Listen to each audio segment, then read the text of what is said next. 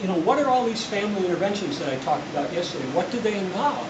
They involve helping parents to abandon or, you know, back off from using aversives to deal with their children and encouraging them to use much more positively reinforcing things. And I'm not just talking about praise. I'm not just talking about, you know, things that you would say that's a reinforcer.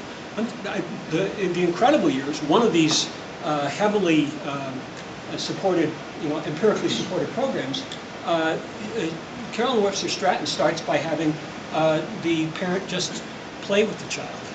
Why? This is the rules in the playing with the child is to follow the child's lead, to listen to the child, to do what the child needs to do.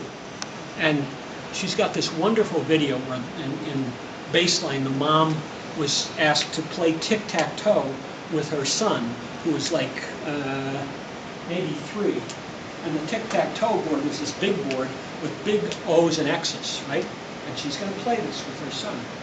And so she's got this, and she's just trying to get him to put the O. So he puts the O on his ear. And, you know, she's giving instructions. By the way, instructions are inversive, right? I mean, people don't like to be told what to do. I mean, it's aversive, right?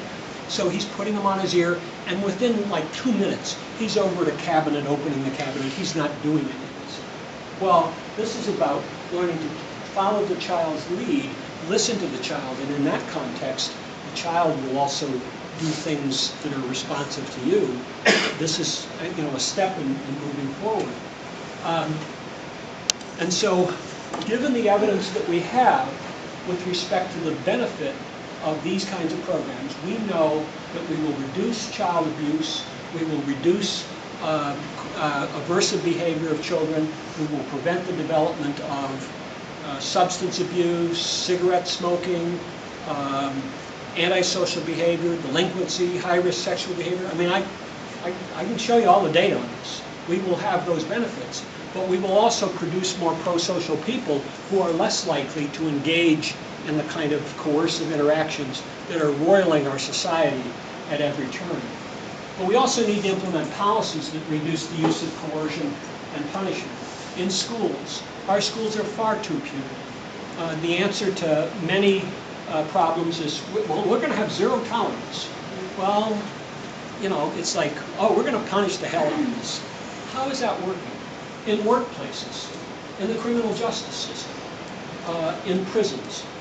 These are all places where we're far too punitive and far too coercive. There's a video of somewhere in the nation where a policeman went into this classroom, and there was a girl who, I think she wouldn't give up her phone, and he takes her and slams her down to the ground and arrests her. And we have a video of it because there was another girl who was videoing it, and she was later arrested and taken away because she videoed this, right? But, you know, I don't say that to punish.